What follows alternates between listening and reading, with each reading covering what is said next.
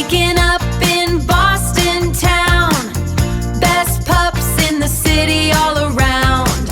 Let's get that tail wagging right, making every good day so bright. It's the Common Dog Podcast. Yeah, the Common Dog Podcast.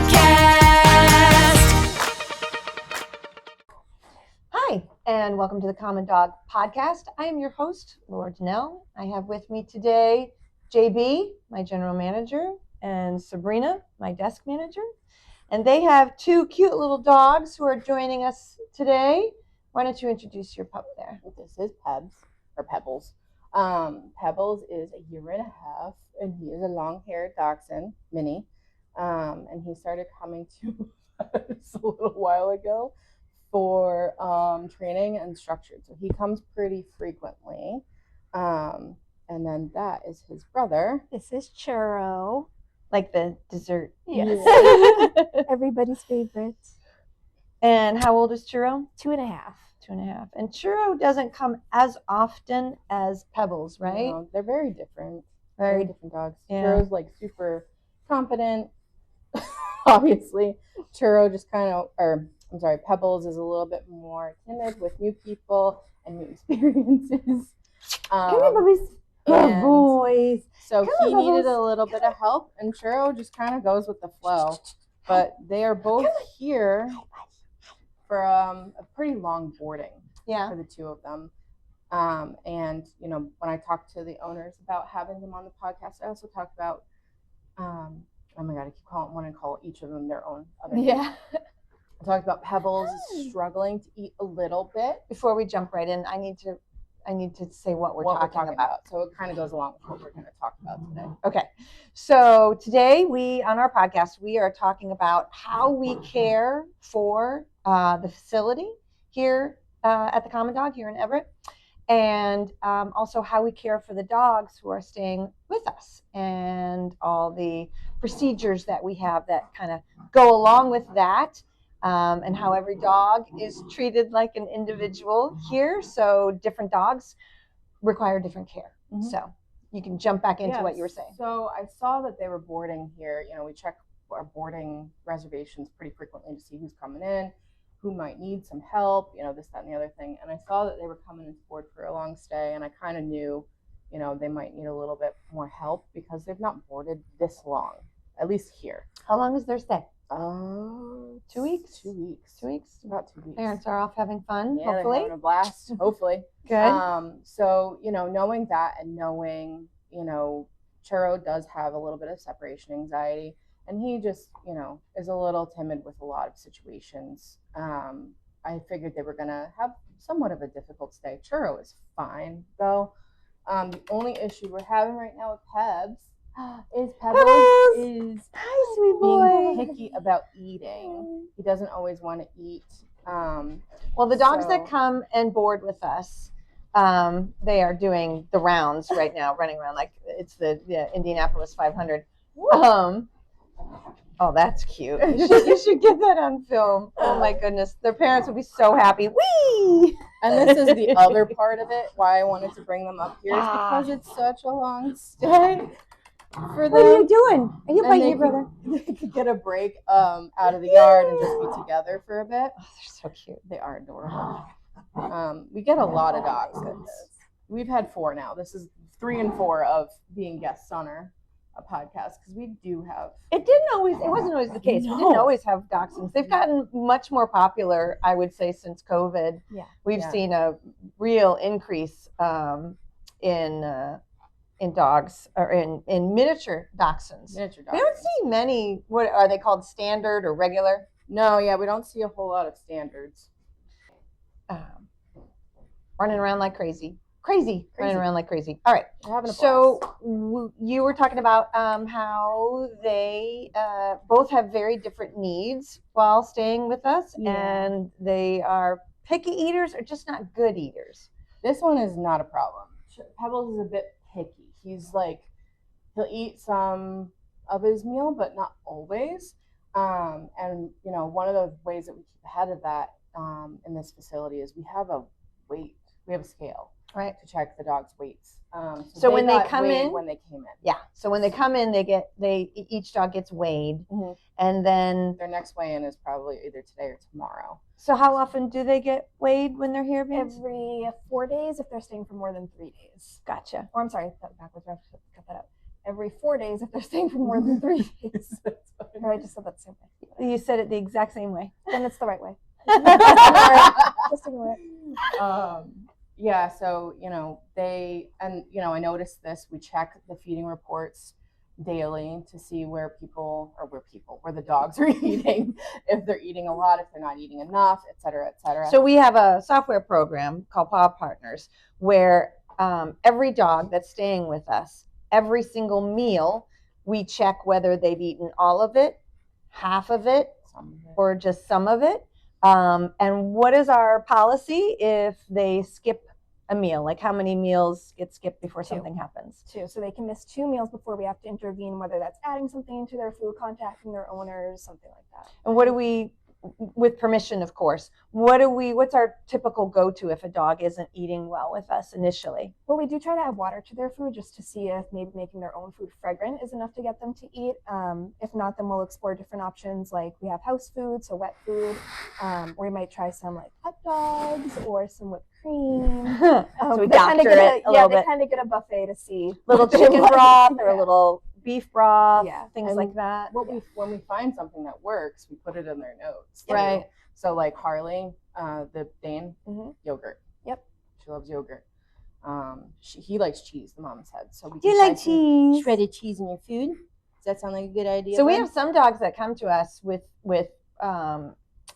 just regular brown, boring kibble, right? That's what I feed my dogs. I feed my dog. And then we have dogs that literally, all the way from that to food we have to prepare. We have to cook rice and cut up steak or Yep. chicken We have or raw diet dogs. too raw that come food in. diet. Yep, Mhm. exactly. Or we Yep, add fridge. vegetables and fruit to their, so and everything in between, Yeah. from the real basic, here's a scoop. When my dogs stay here, it's super easy, 1 scoop twice a day. There you go. They're not picky eaters. To the very, very luxurious palate.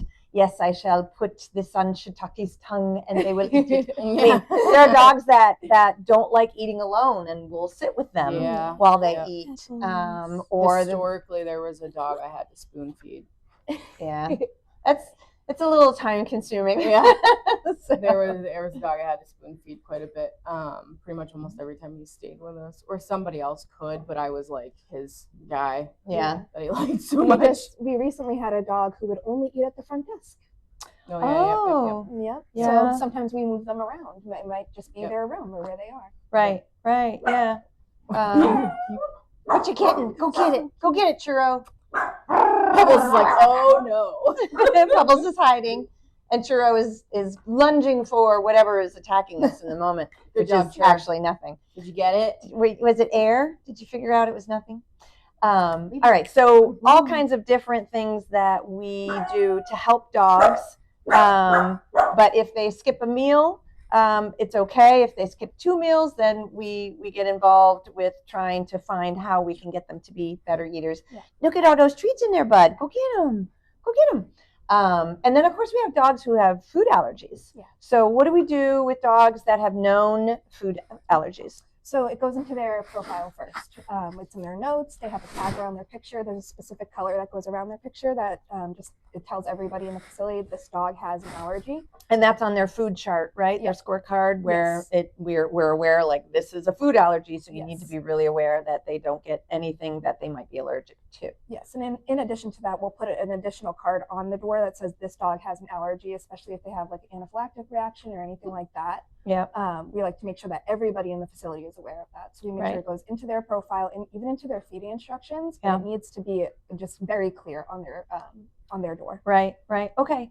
And then there are dogs whose parents have like Peanut like a allergy. peanut allergy Yep. or something severe. So we make notes about that as well. We don't want a dog who's with us getting, say, peanut butter for a treat that day and then goes home and gives their owner a kiss And then, bad Yeah. peanut allergy. So we're even aware of those kinds of things and make notes to that effect. So everybody's safe, right? We take feeding very seriously here. Yes. And medication. And medicate. Well, that goes without saying. Yeah. But even feeding is pretty serious as well. So Especially like I said, if they're here for your dog is always gonna potentially not eat as good here as they are gonna be at camp, home. It's get a little nervous. Yeah, they get a little nervous, especially. Or sometimes they eat more, which Yeah. is why we ask people to send extra food, because they're getting a lot more exercise than they would typically at home. Yeah.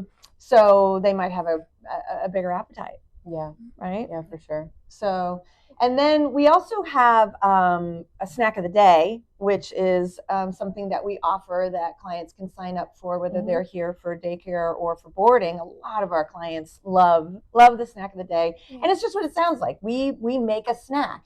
Some days I have chickens at home.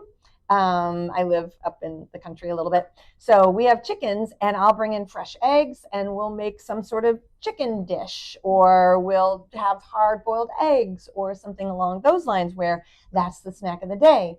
Or we can have, biscuit and peanut butter, or we have special treats that we get from various local vendors. Very important that we know what the ingredients are. A lot of the vendors we get are like 1 or 2 ingredients. Yeah, very simple ingredients. It's not like this 12, 14 different ingredients, and half of them you can't pronounce. Yeah. Do you think so, Churro? I still think there's nothing there, bud. Nothing there. Yep. So snack of the day is fun. We, sometimes we do yogurt with berries, and if it's somebody's Watermelon. birthday, So sometimes it's to celebrate a dog's birthday or things like that, just for fun stuff. So feeding taken very seriously. Obviously, medications taken very seriously. In the same sort of idea, it goes on their scorecard. We have very, very specific instructions of what medication they're taking, whether it's a tablet, a capsule, or whether it's just a probiotic, what it looks like, when do they get it, do they need it with food, all the things that you would think about when you yourself are taking medication. What to do if they don't take it. Is it a big deal if they don't take it? Right. If they, what helps them take it? Right. And then is it a shot, so on and so forth. So eye drops, is it a topical? Are we changing a bandage or something, anything along those lines. Dogs that are staying with us during the time that they would normally get their heartworm medication, we make sure that gets administered, so on and so forth. So again, on the scorecard, all known and spelled out upon their arrival at the desk. The desk receptionist who receives the dog and the client at the front, goes over all of this information and confirms that we have everything that we need to know. So we really cross our T's and dot our I's when it comes to that. And then that's another reason why we always need an emergency contact with any dog that's boarding with us. Hi, baby. In conjunction with information about feeding and information about medication, if they're on any meds, we do require an emergency contact, someone who's local. We always contact the owner if there's any kind of an emergency, and a kind of an emergency would be something that we really need to contact the owner about. They're showing signs of an upper respiratory illness. They are showing signs of GI tract problems. They're having, an allergic reaction in terms of their skin, things of that nature, right? We always contact the owner and let them know what's going on. But if we cannot reach them, we contact their emergency contact, who has to be somebody local who knows that they're the emergency contact. We have had people go, "What? Huh? I'm who? Who is this?" I'm always like, "Oh no! Well, you have been chosen today as the emergency contact." Congratulations! For Fluffy. But almost always, they know they're the emergency contact. So, and if worst comes to worst, we sometimes have had to make calls like, nope, we have to take this dog to the vet. Right. It is what it is. Exactly. And we do that. We've certainly taken a dog or two to the vet to ensure that they are okay. And then sometimes they're fine and they can come back and continue with their stay, or sometimes they need to be picked up by the emergency contact. Every case is different. Yeah. So, and we also know we like to know where the owner is. Yeah. So that we're like, okay, if you are in Barbados or Aruba or something like that, then we know like the time zone you're in, how difficult it's going to be to get back here if there's an emergency, stuff like that. If you're in Maine versus Japan, right, those are two pretty big different time zones and difficulty in terms of reaching someone, so on and so forth. So, but all of that is really pretty spelled out with every client whose dog is boarding with us. We know where they are, we know how they prefer to be reached, and we know who their emergency contact is and how to reach them as well. So, so lots of things go into how we care for dogs that are boarding with us. We do ask that our clients don't send extra stuff. Yeah. Because we've had dogs that don't chew anything at home, like have their favorite whoopee or their favorite blanket, and they destroy it here. And the parents are devastated. They're like, "Oh, we got that for her, which is a baby," So we ask that you don't send things. And not only that, but if they're a chewer, do they also ingest it? That's a safety issue. So I have spent one too many times piecing together a blanket, going, do we have all the pieces, or did they ingest some of it? So now we have our own blankets, and they're not eating what was brought from home. Right. So indestructible. The beds that we have are Kuranda beds. Yep, they are indestructible, quite literally. It raises them up off the floor about 3 or 4 inches. It keeps them cooler in the summer, warmer in the winter. They were actually created by a veterinarian for dogs that have hip dysplasia. So they're really comfortable. We sit on them all the time. Yep, they're quite comfortable. And there is one for every dog that stays with us in every bedroom. So, and there's lots of them in the yard as well, so on and so forth. Here, there's 2 right over there. Yep. So, and then for the facility itself, that's a whole other thing that we make sure is top notch, that we are making sure that the facility gets cared for and cleaned in a very particular way. Why don't you talk a little bit about how we clean the facility every day? So my favorite thing about how we clean is that we rotate our cleaners. So 1 month we'll be using ProVet Logic, which is just like a veterinary grade cleaner. And then we might switch over to bleach if any dog has symptoms or anything like that. Or then we'll switch to 256. So we switch every month because bacteria and germs can get used to what we're using. So we rotate it. They get smart. Yes. It's weird. They do. I talked to a couple of vets about it, and they do the same thing at their place. Yeah. So. And we have a 3,000 PSI power washer, and the facility gets power washed every day, the boarding rooms and the park. Yep.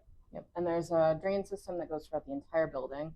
The floors are pitched. They're pitched, so it drains down ever to a so drain. slightly. Yep. So that helps. Every yard has a bucket with water and bleach for mopping.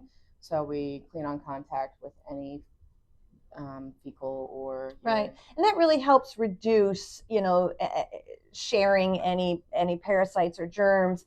But the dogs also have to be fully vaccinated to come here. Any dog that is even coming in the building has to have a rabies cert with us on file. But in addition to that, for dogs that are coming for daycare training, or not training, but daycare and boarding, they also have to have a current distemper, a current fecal, current Bordetella, and we strongly recommend canine influenza. We don't require it because there are a number of vets that don't carry it. So a short shelf life or something. And it has a short shelf life, yeah. So, but we do strongly recommend that people get it. So that also helps ensure that all of our guests stay as healthy as possible and don't share germs, right? So our cleaning protocol is top notch.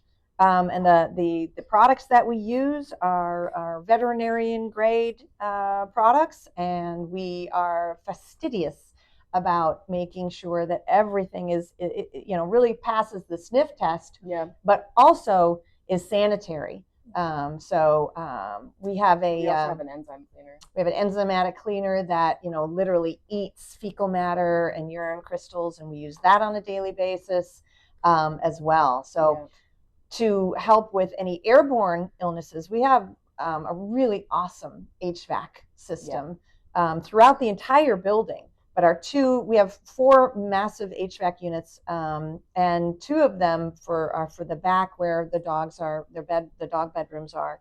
And they have a hospital grade HEPA filter, which is great.